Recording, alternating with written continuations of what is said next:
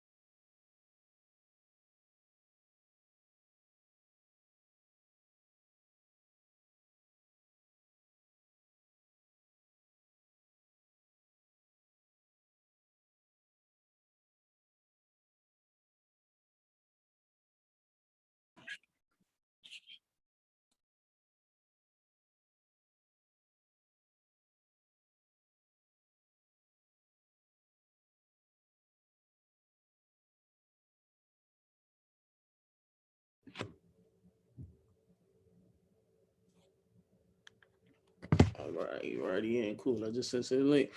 All right, well, I'm gonna get started and let folks trickle in. Thank everybody for coming at 12 o'clock at the scheduled time. But it's Friday. I know how it is. It's the end of the week, and we all trying to get out the office anyway. So I appreciate everybody's time and everybody coming through. My name is Jay Yoko. I'm a music consultant, music industry professional, if you would.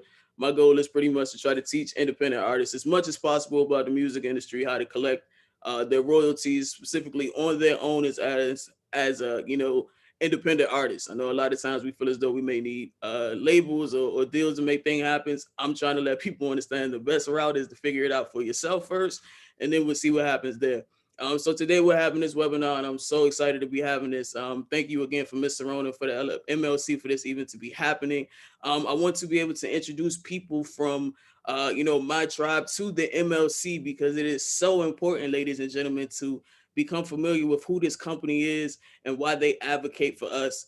So before we start, I want to let Ms. Serona introduce herself so you guys can understand the importance of who she is. It's very important for me to make sure that people understand who these people are who advocate for us. Like, I want people to know their names, because these people are the ones who are fighting and swinging for us as independent artists in these rooms. So Ms. Serona, if you can, please introduce yourself, let people know who you are, and then we can start from there. Awesome. Well, I'm really happy to be here. Happy to meet all of you guys. So my name is Serona Elton. You can call me Serona. I love the way you do Miss Serona.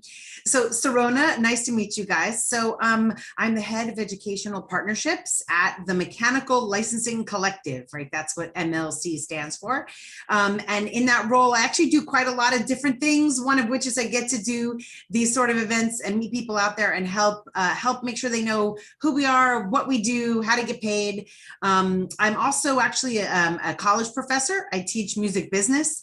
And one part of my role is to work with students studying music business, studying songwriting at colleges as well. So that's a big part of my job. But today I'm here to help explain the MLC and answer any questions you have. So I'm really, really happy to be here today. Just a quick, set the stage, right? What is the MLC? It is a brand new nonprofit organization that was created by the copyright law. Like, there's a lot of businesses out there that they get started up to try and solve a need by amazing entrepreneurs, which is fantastic. We actually didn't come out of nowhere. We exist because the copyright law called for our creation specifically. So copyright law created us. We're a nonprofit, which is important to understand. And we have a very specific mission, a very narrow focus, and that is to collect a particular kind of royalties, mechanical royalties for digital uses of music, right? So digital mechanical royalties, to collect that money and then pay that money, like from digital music services, collect the money from services and then pay that money to the people who are entitled to receive that money. And, in the case of probably a lot of what you guys are focusing on, a lot of independent artists are also songwriters, right? A lot of them, record their own songs, their own music they created. They're not recording something written by somebody else, although that does happen. And so we are responsible for paying the people entitled to get those mechanical royalties, which are generally the songwriters who are handling their own publishing, or the music publishers. So that's why we're here, and at the highest level, what exactly we're all about. And then I know we're going to dive a lot deeper. So very happy to be here. And by the way, I'm joined in the background by quite a number of other folks from the MLC, Lacey, Kayla, Ellen, Kara. They're all here also to help support this because we really believe in what y'all are doing. So they're all here as well to be helpful too. Thank you all also so much for coming. So I know a lot of people right now, they probably was like, that's a lot of information. What does this all mean? The music industry, in my eyes, was kind of meant to kind of confuse everybody on purpose, because in my eyes, the more confused that we are as independent artists and independent creators, the more money that the kind of the bigger labels and situations kind of get to make money off of us, because we don't understand how it works. That's why we're here though. So I want to make sure that people understand how things are broken down. So the MLC was great and provided us with some amazing diagrams that we're going to be able to work through today. So I'm going to start sharing my screen that way we can understand exactly what we're talking about when we say mechanical royalties. So you all let me know if you can see what these different types of royalties are. So if anybody knows me or have been in classes with me, we're always preaching that royalties are pretty much, in the music industry, you get different types of pretty much checks depending on what you're doing in the music industry and what are your roles. So if you're in the music industry, you probably heard of performance royalties, you've heard of mechanical royalties, you've heard about sync opportunities, you've heard about print.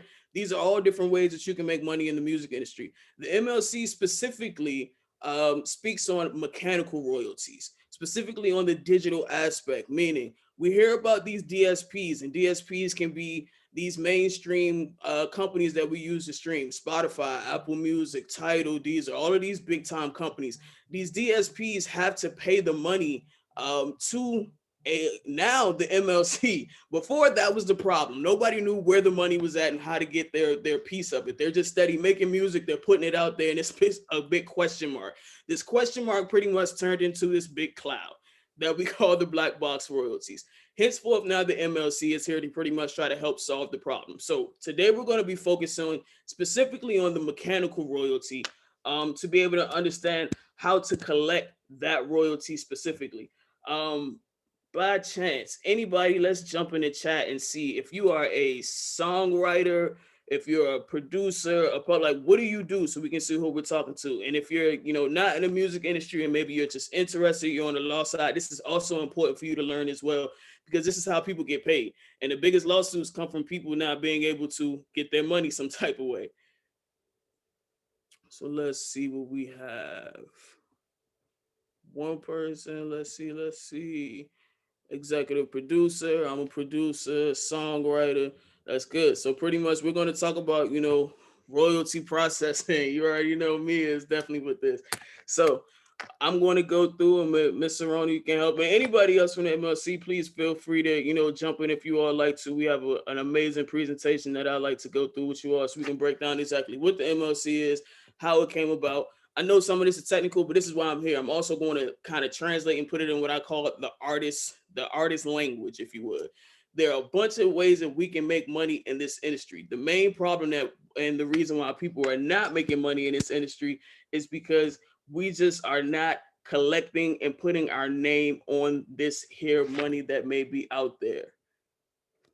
So give me 1 second. Let me get this screen sharing together, and then I'll be able to start the presentation. Regardless of how long we've been zooming on COVID, I am still not one of the masters of it.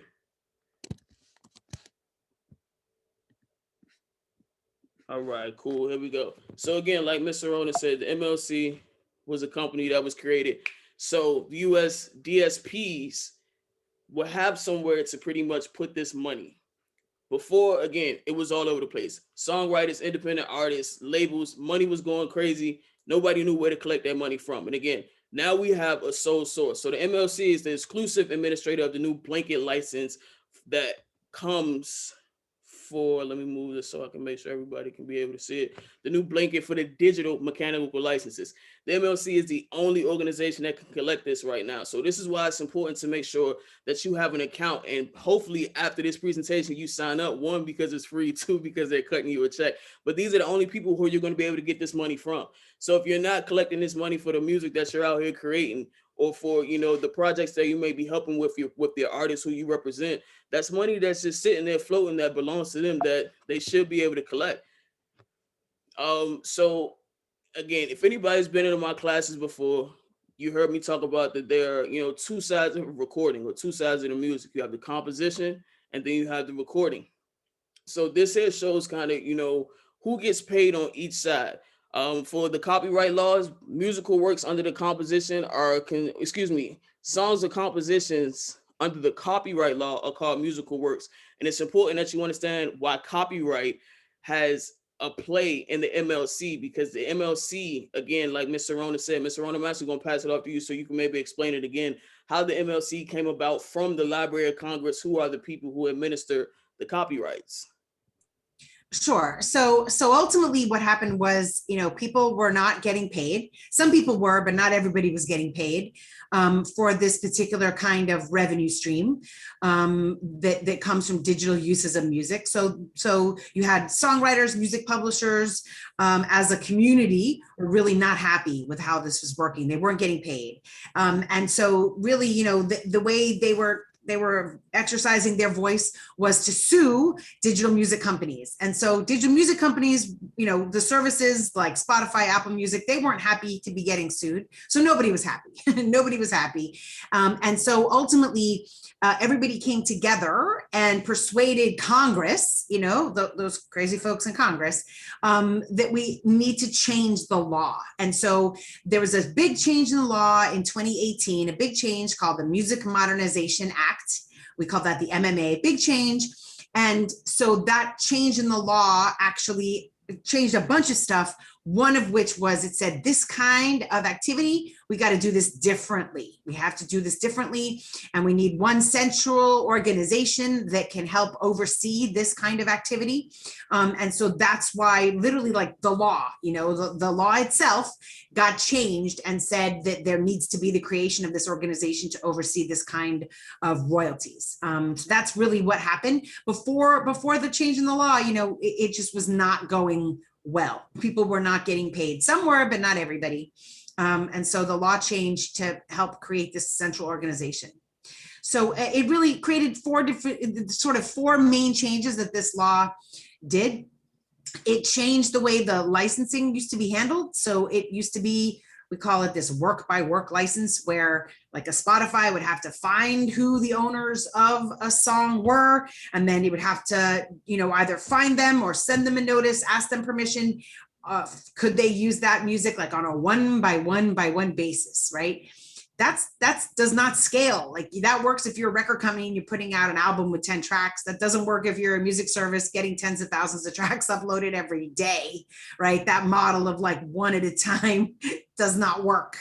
And so one of the key changes under the law was it created a blanket license. What that means is like a Spotify could operate under this license, and that would cover all of the works. Like it gives them permission to use all of the works that are eligible, as opposed to having to go find each owner one by one. So it created this blanket license. That's what the law did. It created the MLC to administer this blanket license. And that what it means to administer a blanket license is basically collect the royalties and pay the royalties out to the people who are entitled to get them. It also required that we create this database, publicly available database of musical works information. So actually, if you may want to go back a couple slides, where there, right there. No, one more forward. One more forward. There you go, right there. Okay. That we created this database, and this is so important because this database is something that anybody can go and search. It's public, all right. And one of the most important thing you can do as a songwriter, the most important thing you can do as a songwriter, is to make sure that the data, the information about your songs is correct, because that's what's going to get you paid. And so now you don't have to like hope it's correct, hope somebody did it right. You can see it yourself, right? So that's like a power to the people. You can lay your own eyes on it and go, that's wrong. How do I get it fixed?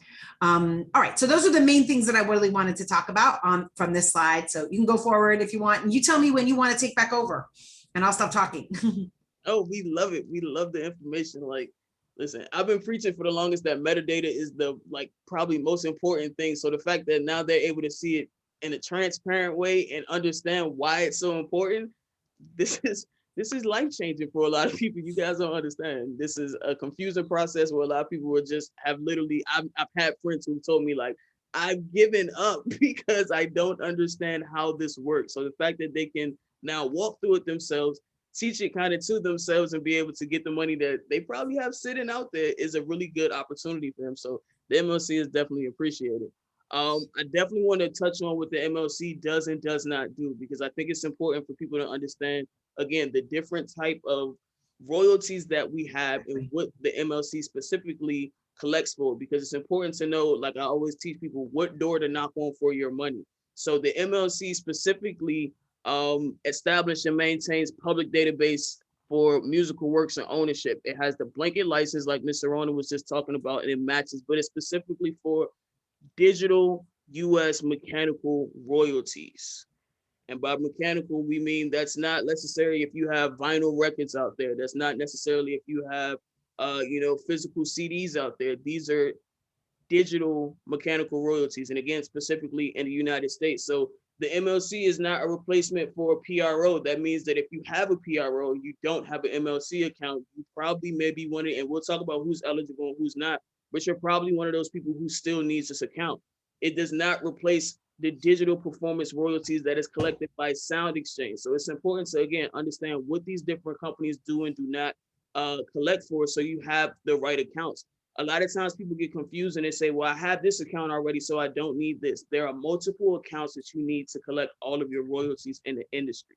And again, it does not account for audio visual. It does not account for the lyrics or licenses that are administered outside of the United States. So again, it's important that you understand what the MLC does and does not do, so you understand the importance of making sure that you also have these other accounts set up. So this is, again, the same one that we started out with, so we can understand what the MLC represents and what they do not. Let me move this so some people can also see. There's a really nice key up here, in which you can see 1, 2, 3, they correlate with, who collects what and where it goes to. Right now, we're talking specifically about the MLC, where they administer, like we said, the digital aspect. ASCAP and BMI, that's for your PRO. So you still need to collect for your PRO. Right. You still need to collect for your mechanical royalties on the digital side and on the physical side. But again, MLC does not take care of physical. So it's just important, and I'll keep this up for a second so everybody can kind of study this, so you can make sure that you understand who you need to be signing up for and who takes care of what. Ms. Serona, like, what have you guys seen lately as far as people registering? Has there been a lot of people who have signed up lately since the MLC has started, creating this whole connect to collect database? Oh, absolutely. And that number keeps growing. In fact, I just saw a statistic the other day. I'll try and take a second to pull it up. That was pretty impressive in terms of the number of new of musical works that have been registered with us since our database was up and running and people could actually register them with us. So we've got more than 10,000 people who are actively signed up with us, which is really exciting. Let's see, total members, we've got over 10,000 activated with us, which is really exciting. More than 18,000 users of the portal. So it's and that grows like every few days. I get another update on the statistics, and it just keeps growing and growing and growing. And we're going to get a handful more out of this session, I'm sure. One thing I want to point out that came out the other day in a meeting, in a session I was doing, and it really occurred to me. This stuff seems intimidating. It seems confusing. It's like, how am I going to do this? How am I going to do this? But here's what I would say. You are better able to manage all this stuff than you think you are. And let me give you a parallel, right? You know the difference between Facebook and Twitter. You know the difference between Instagram and Facebook. You know that what you're going to do on Instagram is not the same as what you're going to do on Facebook. It's not the same as you're going to do on Twitter. And then Clubhouse came along and you're like, what do I got to do to set up my profile on Clubhouse? You can do this, right? So if you look at social media, there's all these different platforms and they all behave a bit differently, right? It's, it might be similar, but it's a slightly different profile, and this one I can post like a picture and a bunch of text. This one's only a couple characters. That, right? And either you just learned it, or maybe when you were first learning it out, you're one of those people that takes notes. I take notes about everything. But you were like, okay, I got it. It's another platform. What do I have to do to maximize it? I can, okay, now, and you keep track. The other day I was joking, like, I don't know, is Snapchat still a thing? They came, they went, they got absorbed. What you can keep track of it. Think of it like this, like, all right, there's a bunch of different types of this stuff, just like there's a bunch of social media platforms, there's a bunch of royalties, and you have to do different things in different places to get the different money streams, okay? And data, that word metadata, that scares everybody to death. It's credits, it's information. Like, you have metadata about you. Your phone number is a piece of metadata about you. Your name is a piece of metadata. Your social security number, your driver's license number, your home address, that's metadata about you.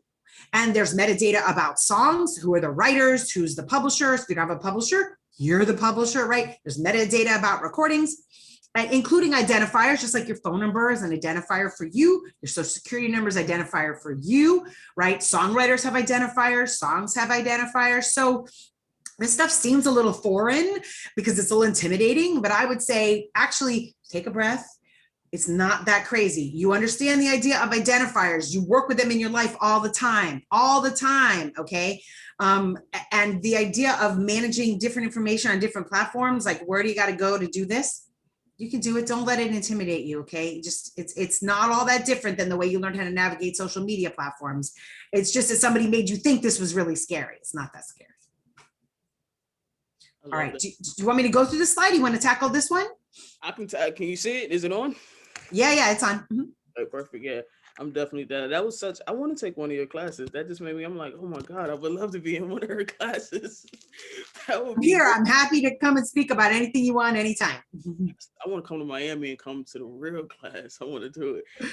Like Once we start having people in person, and like non-UM students on campus, I will happily do some workshops at the University of Miami. Y'all can come on down for the day and enjoy it. Absolutely. Road trip, you guys.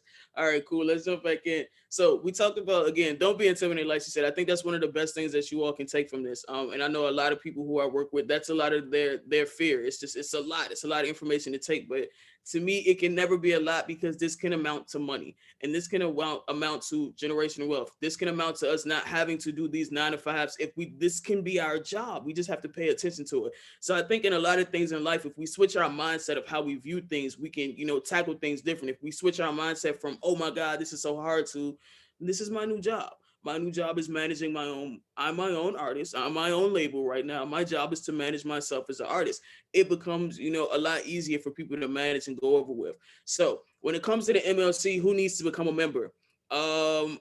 If you, the easiest way that I put this is, if nobody is administering your work for you, you just need to go ahead and sign up. And whatever aspect you're with, if you're helping a artist or working with the artist and nobody's doing the kind of paperwork aspect, take heed and do it for this person. So technically, if you're a music publisher, a pub admin, ex-US mechanical, collecting person, maybe you used to live in the United States and you don't anymore, but you might still have money over here, songwriter, composer, lyricist, if you are any of these people, and again, you don't have anybody on your behalf, meaning you don't have a pub admin, which means some people opt in for CD Baby to help them with pub admin. Some people opt in for TuneCore to help them. Some people have song trust accounts. If you don't have these options, you probably need to be signing up with the MLC so you can get this aspect of your mechanical royalties.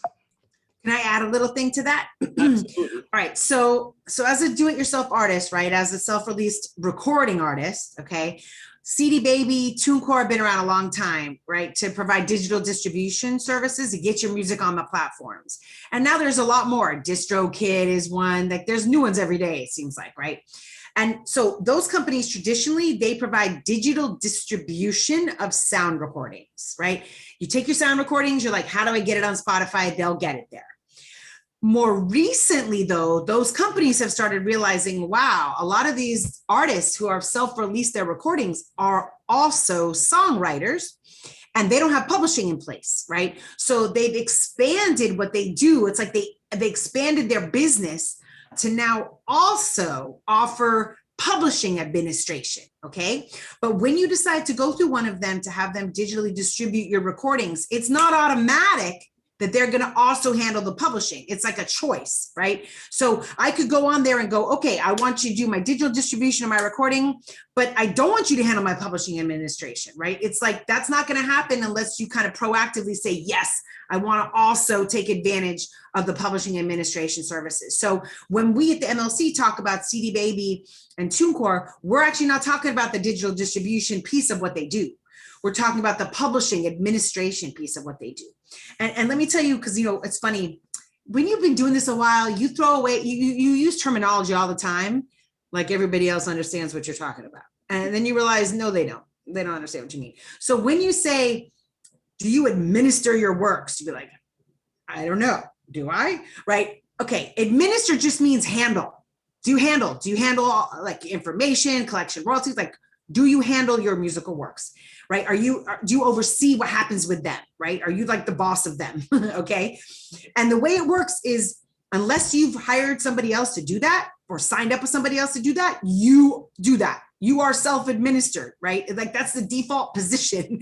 Everybody starts off as self-administered, because like self-administered is the opposite of I've hired somebody else to administer me, right? Just like a recording artist, they know if they're signed to a label, because it didn't happen by accident, right? Either you're self-released or you did a deal with somebody and now you're not, right? Now they release you. So if you have not done a deal with anybody or any company or signed up with anybody to administer this, you are self-administered. You are both in charge of what happens with your songs and responsible for what happens with your songs, right? And that comes with, the need to take action so you can collect the money. There's like a need to proactively do some stuff, like sign up with the MLC, like sign up with the performing rights organization so that you can get paid. So that word self-administered, like publishing people love to throw that around. And I'm like, people that are new to this field, what does it mean to be administered?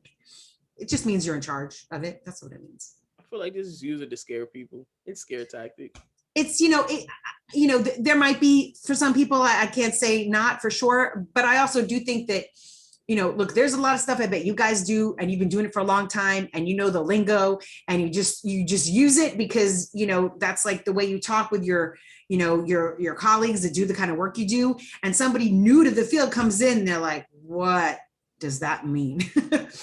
So I don't always know that there's necessarily negative intent behind it, because I've certainly seen plenty of songwriters that are really great and do what they do and manage their stuff, and they use the term too. So it's just some jargon, it's industry lingo, every field has it, but people take for granted that people new to the field don't know what the heck that means. Right? Sometimes we just need a little translation every now and then, a Spark Notes version of it. Exactly.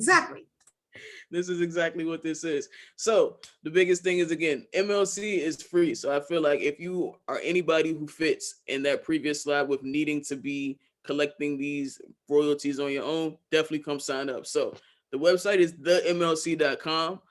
When you get on the website, like they said, there's a really big blue button that says connect to collect. And I feel like this is the best part of the MLC, because this is how you get your money. End of the day, DSPs pays 100% of MLC's operating costs, which means that the MLC pays you 100% of your royalties without deducting anything, without taking any percentage of anything. This is great. You have a free company who is paying you 100% of your royalties. I don't understand why anybody isn't enrolled. At this point, I want to be a songwriter so I can start, just so I can. But it's really easy. It's really walk-through situation. When you sign up for the MLC, this is kind of a screenshot of what the portals look like when you start. First name, last name. It tells you, sometimes you gotta verify, I think, more identification. Sometimes they'll email you. I've helped a couple people set their stuff up. They might have to verify maybe their address, or sometimes, again, the whole problem is metadata is mixed up. People move and don't realize that, hey, if you move from one city from another, you need to tell all these other people where your music is registered that you move. So there's a lot of, that's what the MLC is about, a lot of matching going on. So having to make sure that we have the right name with the right address with the right phone number, so they verify everything. Once you get everything verified, you can create a membership. A member in a party is entitled to collect the digital mechanical royalty from the license. So 9 times out of 10, if you are the songwriter or the publisher who is allowed to collect it, you will be the member on it. If I'm not mistaken, and Ms. Serona, correct me if I'm wrong, they can be multiple members on an account, correct? Yeah, absolutely. So let me give you an example, right? So let's say I'm a songwriter and I'm self-administered, and I created my own publishing thing. Like, it's not legal, it's not a legal entity. I just call my publisher Elton Songs, okay? And maybe also I've done some kind of a deal where and you've created Yoko Songs, all right? And I'm gonna, I'm gonna handle the paperwork, handle the data, all of that for both Yoko Songs and Elton Songs, okay? So the first part, go back one screen.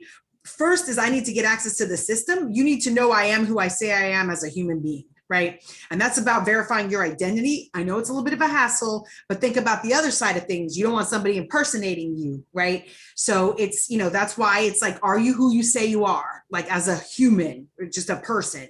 But then once I'm in the system, depending on, that I've gotten this permission from you to manage Yoko Songs, I might create Elton Songs and Yoko Songs, right? So that I might be, as a human, handling the administration for 2 different members, right? So generally, as a self-administered songwriter, you're generally going to create one member, and that member could just be Serona Elton, or it could be Elton Songs, right? Most songwriters don't administer multiple people's, music, but you could, like, I think, was it Mia or something? Forgive me if I got that wrong.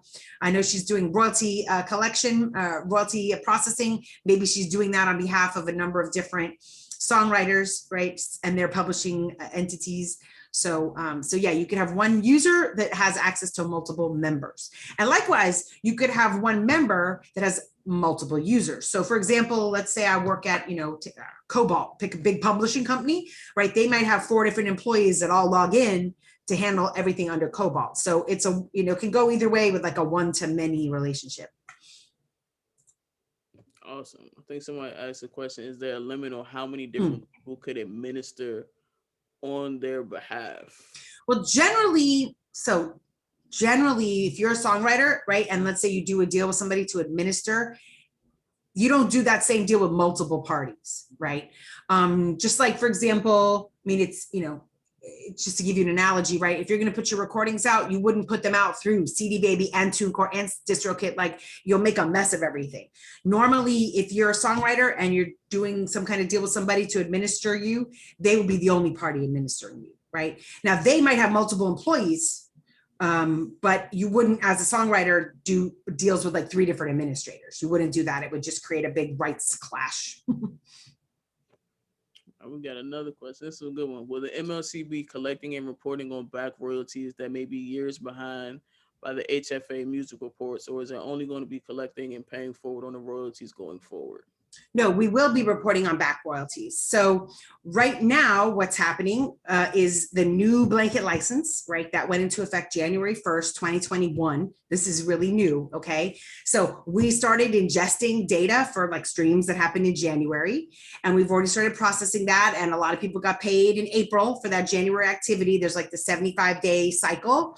And then we pay people in May. We just pay people in June, right? So you get paid monthly. So we process January, February, March, and we're going, right? But there's this whole additional thing called the historical unmatched. And I know you like to refer to that as a black box. So historical unmatched means it's activity, and we call it historical because it's before the January 1st, 2021 date. That's why it's historical, meaning it's before this new blanket license, right? So activity that was never paid out in the past that happened before January 2021, we call that historical unmatched. The law allowed these digital music companies to transfer the money and the data about that to the MLC by mid-February. They had a deadline to do that in order to basically be protected from being sued for past copyright infringement for not having paid the money.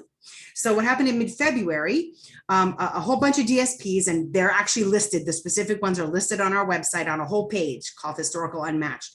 They transferred $424 million to the MLC, as well as a ton of data, okay? And actually that was part 1 of 2 of the data. They transferred a bunch of data in February, and they had until this week to transfer the second part of the data. And we need all that data before we can process it. So we got the money, and it's been earning interest, okay? It's been earning interest since February. And they gave us part 1 of the data, and we just got, like, we're getting this week part 2 of the data. Now we have the complete data. We're gonna start pushing that through all of our systems and trying to match it. And as we match that activity, that's also gonna be on your royalty statements. So it might be that, let's say your September royalty statement has activity from January forward, right? That has finally gotten matched for you. And it might also have activity that could go back to 2007. And you'll see the timelines. You'll see when that activity relates to on the royalty statement. You can go to our website right now, see which digital services transferred this to us, how much money they transferred, what time periods that money pertains to. And for like the second half of this year, now we literally just got the second bunch of data this week. And it's a lot of data. It's going to take a bit of time to process it all. That money will start flowing through the same pipeline that the money from January forward has been flowing through. So that's how that's going to work. That's going to be amazing. Let's see. Do you want to start looking at the questions, or you want to finish what else you wanted to run through? I want to run through just making sure they know how to sign up, and then let them go ahead and run through the questions so they can understand. So once you, again, become a member, create your membership, the biggest thing, and we'll get back to all the questions, I promise, because that's why we put a whole time aside for that.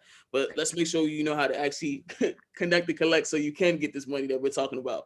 So once you become a member, you want to make sure that you check your data. So again, they're going to ask you questions about your musical work. They're going to ask you questions about, I believe it was like if you already had a publisher, just linking everything together. Again, we're trying to match as much information as possible with the data that we already have given, and for you giving up as much information as possible so we can link with possible past stuff.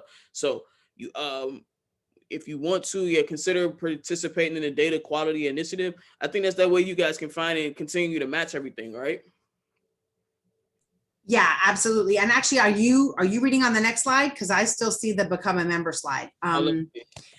So right, there you go. So the data quality initiative, let me explain what this is, right? So look, we want you to look at your data and make sure it's accurate.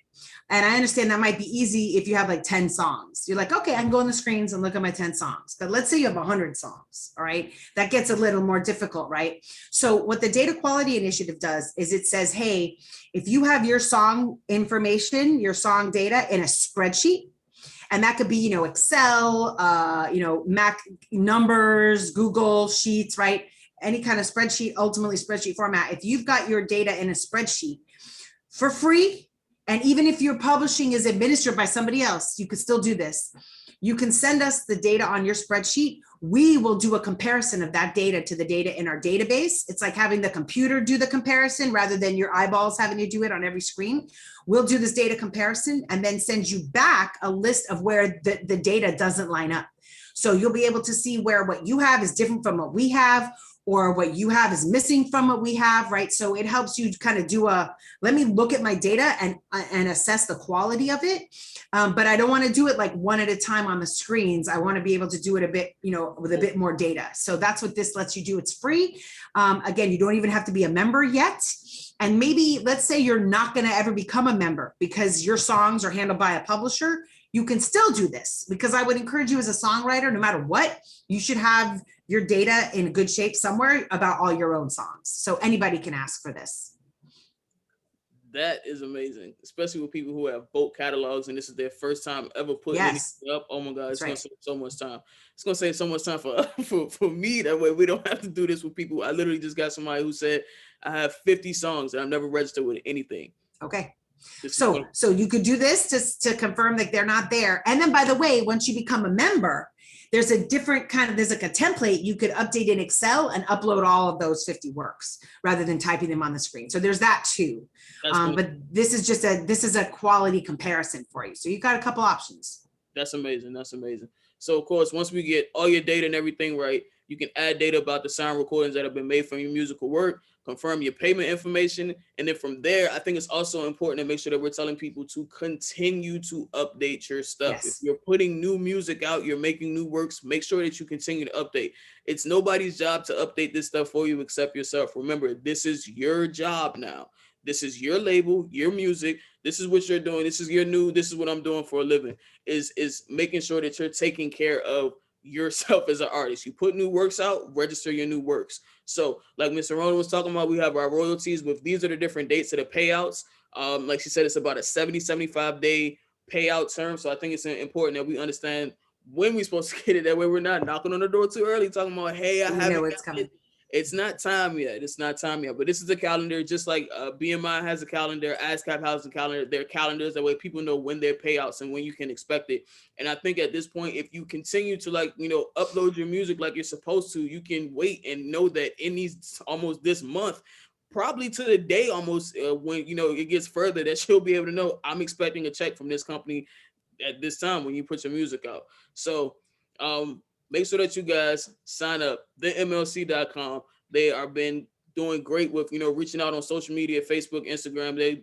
I'm on their Instagram almost every week, I feel like. So make sure that you, do your part. These people are out here trying to make sure that we get our money and we get paid as songwriters, as creators, as people who are trying to do things for ourselves in this industry. So let's do our part at least and just make sure that we, put our data in. We're updating our music. We're doing our part. So I know we have a bunch of different questions that are over here right now. If anybody asks questions, I want people this is why I had it like this. I like to see faces. I like to hear voices. So if anybody has a question, I'm trying to see who this was. You guys can unmute yourself and jump on and introduce yourself. I think we have about maybe 15 more minutes to run through. So whoever has a question, feel free, raise your hand. If you asked your question in the chat already, but you want to come introduce yourself and say it yourself, you're more than welcome. Let's see, Chris, you want to say your question yourself? Miss Lacey? Sure, I can start. So how's it going, guys? I appreciate this rundown on the MLC. It's super helpful. So I'm trying to find my question here. Yeah, I found it here. The MLC differ from music reports, I think. Correct. Right. Yeah, I just wanted to learn about what the main differences are, because for me, there's confusion. I'm sure other people have the same. Awesome. So I'm going to actually give you a difference between 3 different organizations as this question comes up. The MLC, Music Reports, those are abbreviated as MRI, sometimes Music Reports, and the Harry Fox Agency. Okay. All right. So I'm going to actually start from a chronology, I think, about when they like opened their doors, I think. So Harry Fox Agency, been around a very long time. Sometimes we call them HFA or Fox, right? The Harry Fox Agency is the name of it. There was an actual guy named Harry Fox back in the day. And so that organization is it's a private company, right? It's a private company. And they've been around a long time. And the main thing they always used to do was mechanical licensing. So what would happen is a publishing company would decide, if they wanted to, it was a voluntary thing to decide, you know what? It's like we want to outsource our mechanical licensing. We're going to hire an agency. They will handle getting requests for mechanical licensing. They will collect the money and they'll pay us. So that was an option a publisher had to what we call affiliate with the Harry Fox Agency, right? That's been like the case for a long, long, long time. So over time, though, the Harry Fox Agency, you know, building up a set of expertise and a set of data, there were companies like digital music companies that said, you know, I need to hire somebody to help me do this, right? I'm looking for a company that could provide me some services. I need to obtain licenses. I'm not a publisher. I need to obtain licenses. I need a company who can help me get these licenses, right? So the Harry Fox Agency sort of expanded its business offerings to become involved in securing licenses for digital services, which is separate from handling it on behalf of publishers. And so the way they would do that is separate from a publisher deciding to affiliate the Harry Fox Agency. You as a publisher who was not affiliated with them, or as a songwriter, you could have signed up, like register your works. I say all that because it's different than affiliating with them as a publisher. You could have signed up to say, hey, you know, Harry Fox Agency, I know that right now, like Spotify, mechanical royalties are flowing through the Harry Fox Agency because they're providing a service to Spotify. I want to get in on that money. Let me register my works with the Harry Fox Agency to get paid. Okay. Not everybody knew that. That's part of why we have the MMA and why we have the MLC, but some people knew that. So the Harry Fox Agency pays a whole bunch of different kinds of royalties. One of those used to be these compulsory digital mechanical royalties. Okay. They are not doing that anymore. So now Spotify now has a license under, you know, through the MLC, right? And they're paying that money to the MLC, and the MLC pays that out. But if you were getting other kinds of royalties from the Harry Fox Agency, right? Physical mechanical royalties, you know, they could be doing all kinds of stuff. I don't even know all the things they do. Maybe they're doing lyrics, maybe they're doing synchronization, you know, they could do whatever they want. They're a private company, right? If the Harry Fox Agency is paying you other kinds of royalties, you should continue to work with them and give them your data and do what you do there. But they will not be having these compulsory royalties now flowing through them anymore. Okay. The other one is Music Reports. Same sort of thing. They're a private company. They provide lots of different kinds of services to companies that need to obtain licenses, right? Like, you think this is confusing. Guess what? When a new digital company is like, we're going to open a digital company in the United States, they feel the same way you do. They're like, how do you do that? Like, how do you do this? It's confusing. So there are companies like the Harry Fox Agency, like Music Reports. They have been hired by digital companies who need to get licenses to help them figure out how to get them. And so some of you may have also signed up with MRI. That's the same thing, in that basically what you were doing is you were saying, yeah, I want to take advantage of that particular opportunity to get some money for that. We call that opting in. You were like, yeah, I'll count me in. All right, I want some of that money when you signed up when you registered your musical works with them. And so what MRI is doing, if they were handling the compulsory mechanical licenses for digital services, they're not doing that anymore either, because all of that has to flow through the MLC. But MRI is doing all kinds of other stuff that they were doing all along. It's just one thing they're no longer doing. So the way that would work in terms of what you need to do or not do, if you used to sign up your works with MRI and they would pay you different kinds of money for different kinds of things, you should keep doing that. If you used to sign up your data with the Harry Fox Agency because you were opting in to like licenses, not because you're a publisher who, you know, hired them to handle your mechanicals, if that's still an option, you should continue to look at it. The one benefit right now, because the MLC kind of hired the Harry Fox Agency to provide us certain services. They're a vendor of the MLC. They provide us certain services. one of the things they do is if you sign up your data with the Harry Fox agency, they also send that to us. They share that with us. Whereas music reports, we don't have that relationship with music reports. So if you are like a publishing company and you've affiliated with the Harry Fox agency, you don't have to do duplicate data entry. But if you are registering your works with MRI, you do need to keep entering it there, and you need to enter it with us. And so I know it can be a little confusing, but the MLC is very narrow in what we do, very specifically. We're a nonprofit, we're governed by a board of directors. HFA and MRI are like private companies, and they do a whole bunch of different things. Right. Okay. Thank you for that explanation. And to kind of simplify, so the way I've always understood it is that the HFA will handle physical, your physical mechanical royalties. MLC will handle your digital mechanical royalties, and music reports will do the same digital mechanical royalties. However, MLC and music reports handle different DSPs. Is that incorrect? Yeah, that's incorrect in the sense that MRI can only do mechanical royalties that are like on a voluntary basis. So this new blanket license created by the copyright law, only the MLC can do that. Only the MLC can do that by law. So it's not that like one DSP goes through MRI and a different one goes through the MLC.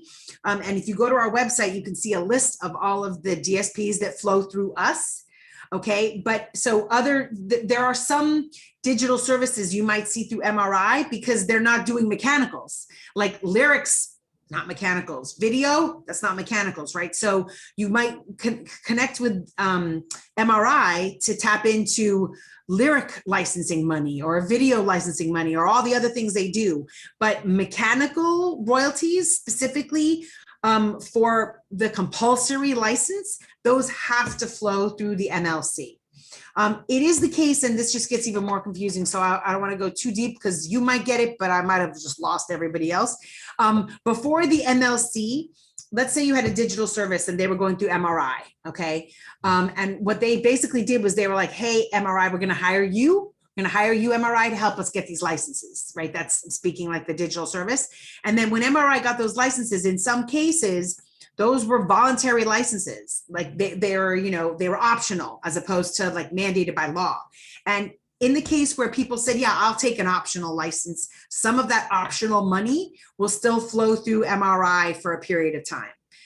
So without getting so deep into the legalities, all right, if you've always gotten some money from MRI, keep signing your stuff up with MRI, okay? Don't stop that.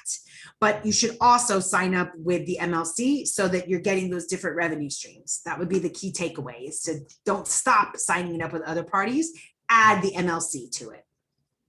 Got it. Thank you very much. Sorry, it's so confusing. I wish it wasn't so confusing. That was a great breakdown because I had a lot of people that asked what was the difference. Very common question, super common question. So upload both the HFA and MLC going forward. And I think what you'll find with HFA, so look, I can't speak for them. The MLC can't speak for them. They're a private company, we're not their spokespeople, right? But HFA, right, if you think of them always as, they provide those two services, right? One of which is handling mechanicals on behalf of a publisher. They were an agent for a publisher. Publisher could affiliate with the Harry Fox agency. That has not changed, okay? What I think is changing is the services that the Harry Fox agency provides to digital music companies, right? I get the impression that they're doing less of those. And so you might go to the Harry Fox agency website and be looking around like, where can I sign up to, opt in to these opportunities? And maybe you find that, maybe you don't find that. If you don't find that, it means that they're not offering that anymore. So I get the impression that they are kind of reducing that a bit.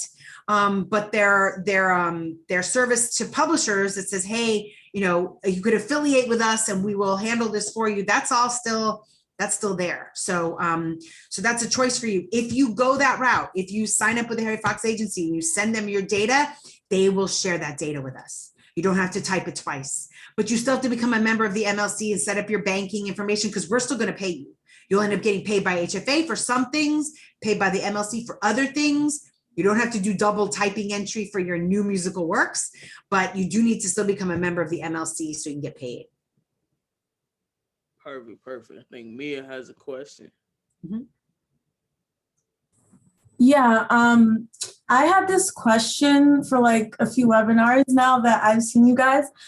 Since you're like mandated through the MMA, I was curious about how like comms and like spreading this information to a wider outreach, like nationally, was like if you get any government assistance, because it makes no sense for them to mandate you and not help spread to as many people as possible. Because I see you guys do your own webinars, but it's like, is the government helping with, you know, this as well? So the government does not fund us, no.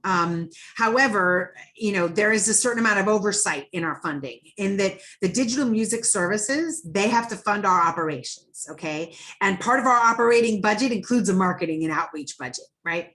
And so the digital services have to fund our operation, and there's a process set up, you know, where what we need funding for, you know, in the easiest sense, the DSPs could just agree to that and we reach an agreement and it's easy peasy, which has happened so far. Or let's say we needed X amount of money that included this much for marketing, and for some reason the digital services wouldn't pay it. There is a mechanism for us to go to this thing called the Copyright Royalty Board, the CRB, and these judges could, you know, arbitrate that. They could figure out, like, you know, how much we have to be funded with. So, so far we do have marketing money. You know, this last year has been crazy because we have not been able to do anything in person. But we have partnered actually, and I don't even have the list, or Lacey or Kayla, anybody could chime in. We have partnered with a huge number of organizations to do webinars with them for their members. Like the one I was just talking about where I made an analogy to social media, that was for the Recording Academy. And, you know, we've partnered with all kinds of organizations out there to do webinars with them, because we realize some people will attend things that we put on, but people, you know, they want to connect with the companies or the organizations they already know, which is why, like, we're here today. So, you know, the government itself does not fund us. The digital services have a duty to fund our operations, which includes, you know, a sufficient amount of marketing outreach money so that we can get the word out in terms of, you know, and that would mean advertising. That means going to events and speaking, having our own events, partnering with organizations, all that kind of stuff. Got it. Thank you. Oh, you're on mute. All right, let's get I think Lloyd has a question. Hey, Lloyd. Hey, how y'all doing? All right. Yeah, I appreciate y'all doing this. This is some real good information. But my question to you would be, say for instance, I put a record together with A and B artists, and then now I come to the MLC to you know, get the royalties, to account for the royalties. Now, is this just going through my publishing company, or is this going to have to be, when I register the record, it's going to have to be separated into 3 or 4 pieces right there at the MLC in the portal?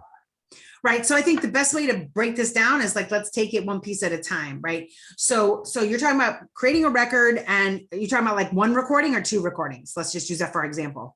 One recording with 2 artists? One record with 2 artists. Okay. All right. All right. So you have one record with 2 artists. So in your mind, it's like, you know, like you have a left hand and a right hand. Okay. You have to think records and songs, right? You got to deal with the 2 different sides of the house. Okay. So on the recording side, you're going to need to pick a digital distributor, right? Whoever it is that you go through to get that music on Spotify or Apple, you know, whether that's CD Baby, TuneCore, DistroKid. From a recording side, you need to figure out the digital distributor, and as and so you're like the producer of the record company, sort of. Is that what you're serving in that role? Okay. So as the record company, you need to register with Sound Exchange. All right. And all those artists need to register with Sound Exchange also. All right. So that's your recording side of the house. On the sound recordings, you got to sign up with a digital distributor. They're going to pay you that money back from Spotify, Apple Music, whatever it is. They're going to pay that back to you. And then you would have to pay those artists as the record company. Okay. And you and the artists need to sign up with Sound Exchange. So that's like the record side of your house. All right. Your left hand. Okay. Right hand. Now let's talk songs. Okay. So in case of the songs, who created the songs? The artist and you, like all together? Like, you know, you kind of co-wrote it all? say I get a producer, I put a producer together with two songwriters. The two Okay. songwriters are also the artists. Okay, so it's probably the case then that let's just create like a scenario. Perhaps that song, let's pretend it was co-written by 3 people. All right, the producer and the first artist, second artist, they co-wrote that song. 3 writers. Let's make life simple. They split it a third, and a third. Okay, 3 writers. But maybe you did a contract with them that says you're going to administer that song. Okay, in that case, we already covered the part that you're acting like the record company. Maybe here you're acting like the publisher as well, right? You're wearing 2 hats. So let's just take this fictional scenario. You're like, hey, all right, you guys, I'm the publishing administrator. Okay, Lloyd is the publishing administrator. You're not a co-writer. You're the publisher, basically. And you have those 3 writers. So what you'd have to do on that side of the house to get paid is you're going to actually have to do 2 things. You are going to have to register that song with a PRO. And if those 3 different writers are with like ASCAP, CSAC, BMI, you as the publisher, you have to register in 3 places, okay? So you've got the song performance piece. You're gonna have to register that work with a PRO. And you have to do it for each one of the writers if they're at different PROs. Maybe it's easy, maybe they're all with ASCAP. Okay, great. Then you can just register it with ASCAP, okay? That gets your performance money. And then we come to the MLC. And you as the publisher would have to register that work with the MLC. The 3 writers don't. They don't. Only you do as the publisher. And then you would get that money, but then you would have to pay those 3 writers their mechanical royalties. So it's different. So like, let's pretend they're all with ASCAP, okay? With ASCAP, 4 of you need to do something. Each writer signs up as a writer and you sign up as a publisher. So with ASCAP, 4 of you take action.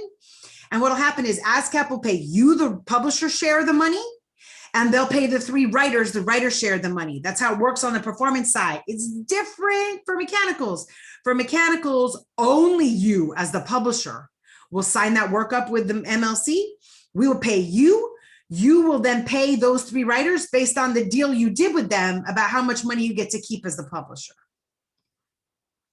I know it's a lot, right? But again, don't freak. You're like, yeah, okay. All right, I got to go to Facebook, Twitter, Clubhouse, Insta. I could do this. I got it. Just make a list. Like I am like the queen of lists. Like, okay, what do I got to do? What do I got to do? Keep a checklist for every song you do. Checklist. On the recording side, digital distribution, sound exchange. On the song side, PRO, mechanicals. Like just make yourself a checklist that you like and pull it out for every single track that you create. That make a whole lot of sense. Thank you so much. Right. Anybody else have any questions before we wrap it up for the day? Going once, going twice. I think I got a question. All right. I see red. I see It's red. icy. I like the name. Let me see. I don't know if I can share the video. All right, here we go. There we go. What's up? What's up? Hi, How you Icy. doing? Hey, nice to meet you. Nice to meet you. You guys have been awesome. I'm coming from the production side. So from the perspective of a producer, you have songs with different artists. And of course, like most of the time you handle the distribution aspect of it on the recording side, because it's usually like TuneCore or DistroKid. Right, exactly. So from the perspective of a producer, what's like a checklist of things that I should be doing to make sure I'm collecting everywhere, all possible avenues? Right. So it's only a slightly different, I mean, it's very similar to what we just went through. So on the recording side, right, let's pretend DistroKid got your digital distribution. That's going to get you paid for the recordings and Sound Exchange. Okay. Sound Exchange. You need to be signed up with Sound Exchange as like, if you're putting the recordings out through DistroKid, then you're acting like the record company. Right. I mean, basically, because you could be, as a producer, you could be hired by a record company to produce a track and they put it out. So it's not always the case that a producer is also handling distribution. Right. It depends on, what project you're working on. Right. You might be hired by an artist who's signed to Atlantic Records and you'll produce the track, but you're not putting it out through DistroKid. Atlantic Records is handling distribution. Right. So on the recording side, as a producer, for any given record you produce, you need to be clear in your head. Are you going to be acting like the record company as well?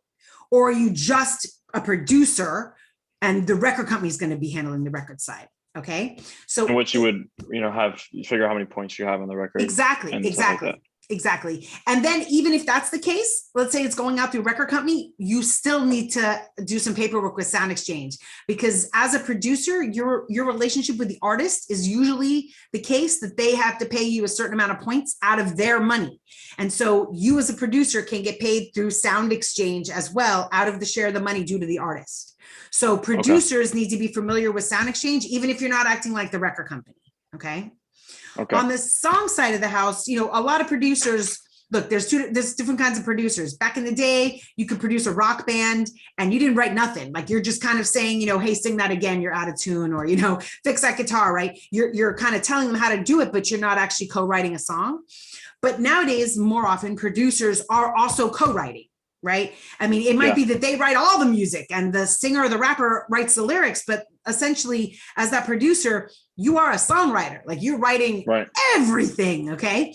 And when that's the case, it's a co-write between you and the artist, right? Ultimately, the two of you are creating this musical work, this song, even though you did it while you actually created the recording, you created a song. Okay. Right. And in that case, you know, it gets confusing because you might be wearing, you know, so many different hats. You're like, I am a songwriter as a producer. I am part of the artist. Like I made a recording. I am like the musician. I'm an electronic musician. I made it on a computer, but I am a musician. I created sounds, you know? So in that case, you know, you've got money coming to you that way. You might also then be the record company if you put that out. And you might also be the publishing company if you're like, I'll handle the administration. So for any given track you work on, you know, you kind of have to think, what are all the roles that I'm playing? What are all the roles I'm playing? And then give yourself a checklist for each of those roles. So if you are both, you know, and that's why there's like, I mean, you could imagine a complicated grid that I know you guys could create for all your people. It's like, here's what you have to do if you are a producer who is co-creating that music and hired by a record company. There's a set of tasks you would do, right? Where you're basically registering your share as a writer of that work with the MLC, and you're registering your share of that work with a PRO.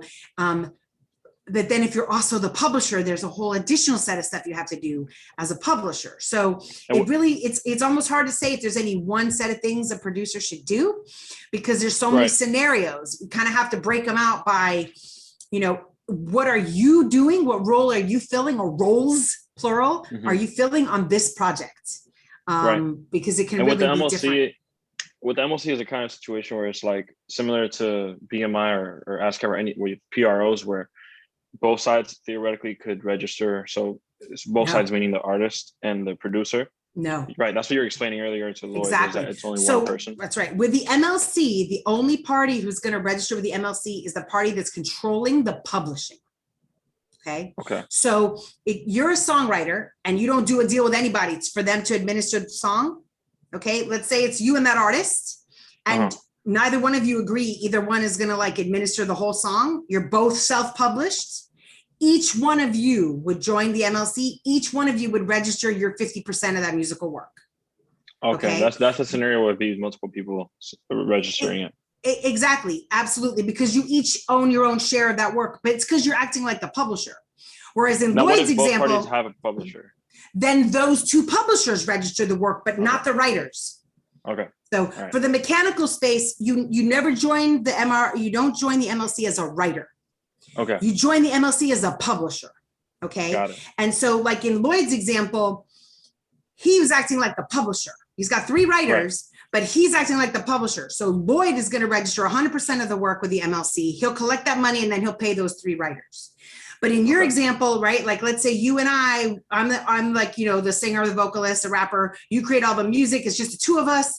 We go create this track, and I'm not handling your publishing. You're not handling my publishing.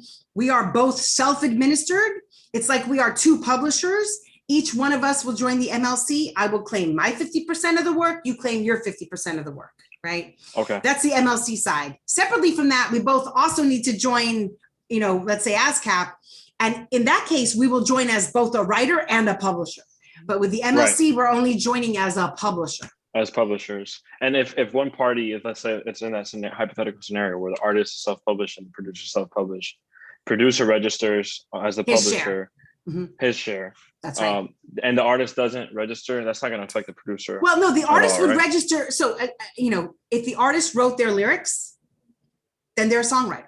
Forget that they're also the artist, right? Let's get into like songland, not recording land.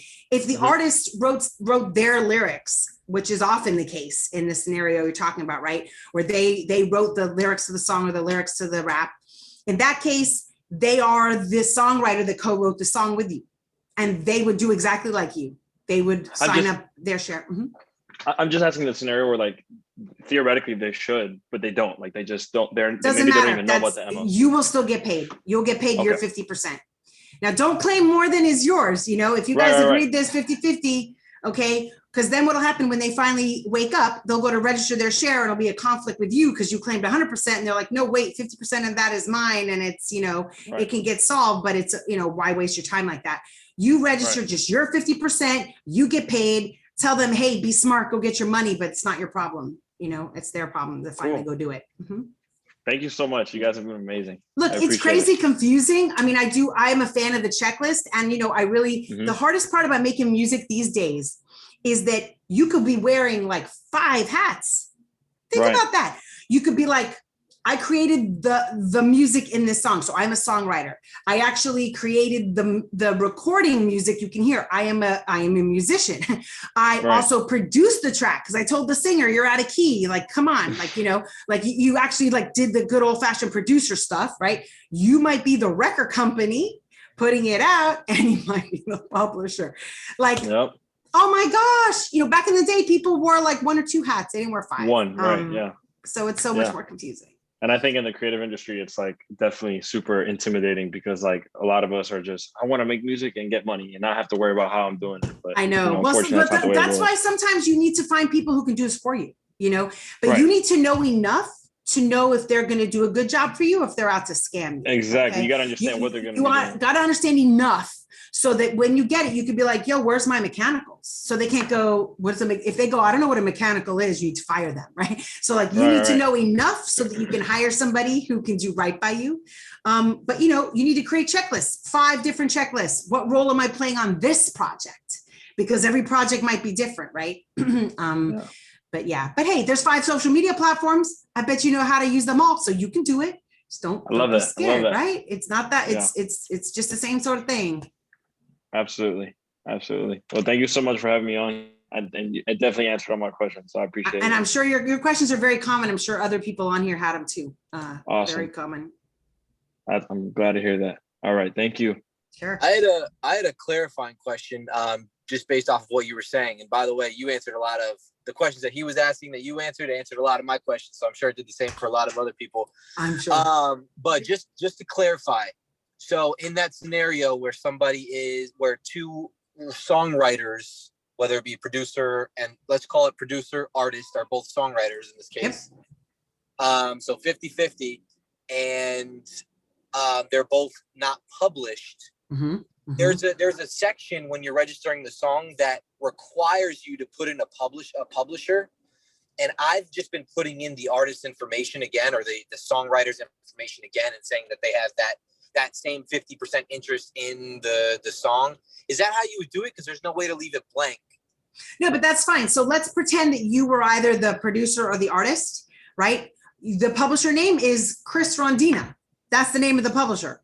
And if the artist is Serona Elton, the name of the other publisher is Serona Elton. Or you could create Rondina songs, or you could create like Rondina's Music is Awesome as the name of my publisher, whatever, right? But the name of the publisher, unless somebody creates like a publishing name and all that, is just a person's name. But I would use the writer name. Don't use the recording artist name, right? Because I could record under, like Gray Hair is my artist name, but Serona Elton is my writer name, right? Use the writer names.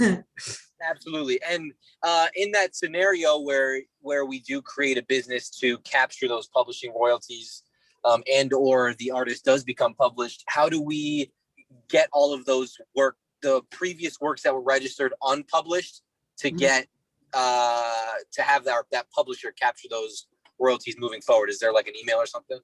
Yeah, exactly. So in the industry, we call that a change of administration.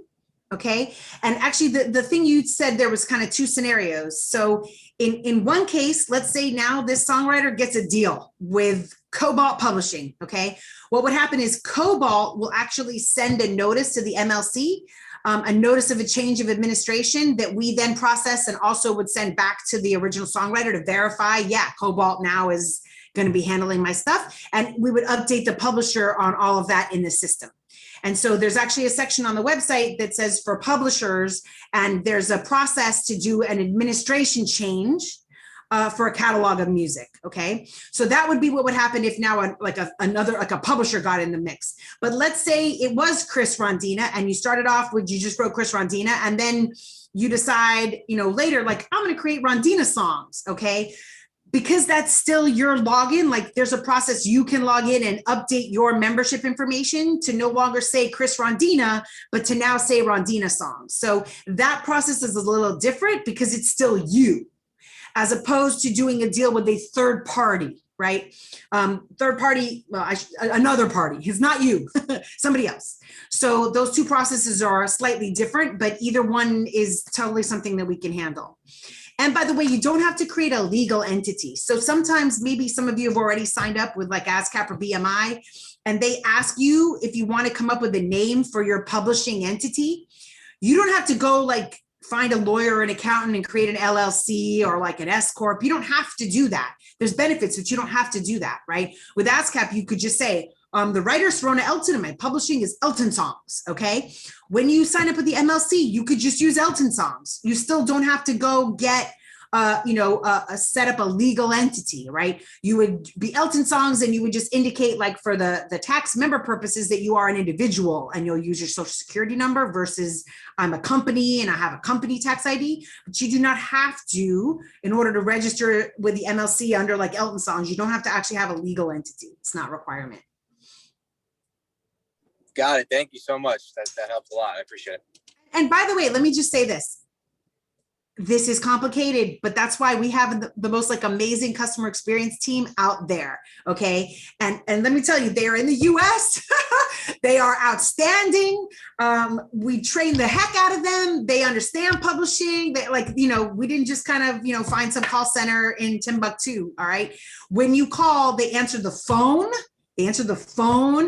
And you can also like fill out an online form. They'll email it back and forth with you. Or if you're logged into the portal, you can use a chat. They will help you. They live to help you. All right. They're there 12 hours a day, Monday through Friday. It's 8 a.m. to 8 p.m. Central. And then they have Saturday hours as well, like another bunch of hours on Saturday. So as you're going through this, if you're like, I don't understand, I need help, and I want to talk to somebody about my facts, not just a generic, because some of our conversation today was a bit generic, it needs to be on a webinar. They will help you. They will hold your hand. They will walk you through it. So do not hesitate to reach out to them. Definitely help me quite often because I there you go. Call. They get, and then they get shout outs all the time on social media, like they're getting their own little following. I'm starting to think they need their own Insta channel. But if they help you, shout them out because they love it. They're real people just like you. They came up. A lot of them are young in their careers, passionate. They want to get people paid. They care about publishing. They care about the music business. So they're just an amazing team of people who live to help people. They're definitely by far the best customer service that I've had with any music company with helping and getting stuff done. Like, I don't mind calling it MLC. Now I feel like I just want to call for fun now just because it's just an easy process. Like, hey, I just called to say, hey. Right. How y'all doing today? Appreciate y'all for being great as usual. Lee, if you want to go ahead and ask your question. All right. So I have a question pertaining to blockchain. Are you guys doing anything like as far as royalties? I know that blockchain is like kind of this like new technology that a lot of people are placing their art on. I wanted to know like how is MLC kind of incorporated with that, or like does it work with it? Does it not work with? How does it work with it? If there are any possibilities too. Sure. So all right. So let me break that down in a couple of things. Right. So before recently with this whole thing called NFTs, forget that for a minute, okay? Blockchain has been around a while now, and it is a technological solution, as you mentioned. It's a way of it's a way of creating transactions that have information associated with them that is meant to be very permanent and very public on a particular kind of blockchain ledger. All right, that's a whole complicated thing. There's a lot of people who have been like, blockchain is going to solve every problem in the music industry. But I'll tell you, a lot of us who've been around for a long time are like, no, it's not. Because a lot of the problems in the music industry are not technology problems. They're problems about, when in the process does this thing happen and who is responsible for doing it and what's the incentive to have them do it. Technology doesn't solve that, okay? So blockchain, for a little period of time, everyone's like, it's gonna solve everything. And then people are like, maybe not everything, maybe some things, So I think the industry is still trying to figure out exactly what it could bring to the industry. So there's companies that are, experimenting a lot with it. Right now, mechanical royalties, performance royalties, those kinds of royalties are not being paid based on a blockchain technology. Although those kinds of different enterprises are looking to see how the blockchain technology could make some things more efficient or make some things more secure or make some things move faster, right? Those are still big questions in the industry. What's happened recently, everybody's heard about these things, NFTs, right? Non-fungible tokens. Yeah, say that 20 times fast. Like what? NFT. The MLC, because we need more acronyms, right, is not involved in NFTs. I have to say NFTs right now, the best way I can describe them, it's like digital merchandise. It's like, buying that autograph record that, there was only 20 autograph records. And so when you bought that autograph record, it cost a lot more than just buying the regular old record because you were paying for the autograph, right? This is a digital version of, collectibles, if you will, so that you could buy it digitally and verify this is this is one of the 10 that was signed digitally as opposed to just a copy of something. But NFTs, right now, they're not being looked at as a form of like music distribution, like for the masses, as opposed to like, I'm going to distribute 10 of these sort of thing or 100 of these. So right now, we're not collecting mechanical royalties on that. I think people are still trying to wrap their head around whether there is a mechanical royalty involved, like what are the royalties that would be involved from that? I think it's still early days. So, blockchain is still, to me, it's still a big question mark. It's still got potential, but the hype has settled down a little bit about the problems it might solve. And certainly the MLC, like every other organization out there that's processing a lot of data and paying people, are keeping an eye on the kinds of solutions that blockchain could provide. But I think right now it's not like the foundation that things are being built on top of at the moment. Okay. Thank you. Sure. Awesome. Any more questions? I think we're gonna go ahead and wrap it up. I know we're a little bit over. I thank you, Ms. Serona, for hanging out with us. So if there's no more questions, I'd like to thank everybody for coming through. I know a lot of people jumped off. Again, this is a midday thing and people are at work and I'm cool with that, but that's why we recorded it. And I'm gonna put it up a little bit later. I thank you to the MLC, Ms. Serona. Thank you so much for everything. I can't wait to do more. My pleasure. One of these days, I'll see you in person. I saw your lawyer last weekend. She said in person, in person. It's so weird to see people in person. So I look forward to meeting you in person one of these days, and the rest of y'all. Let's plan a Miami trip. I'm there you go. I'm down here. This is where I'm based. So heck yeah. When is this Miami meeting going down? We haven't scheduled it yet. We're not there yet. Probably this fall. This fall. Let me know I'm coming. All right, we will let you know. We will let you know. So thank you everybody for tuning in. Again, MLC, I appreciate you all so much. Looking forward to working with you guys. Everybody have an amazing day. Thank y'all for coming to get the information. Hope to see you all at the next one. All right, take care. Thanks for having us. Thank you. Bye-bye.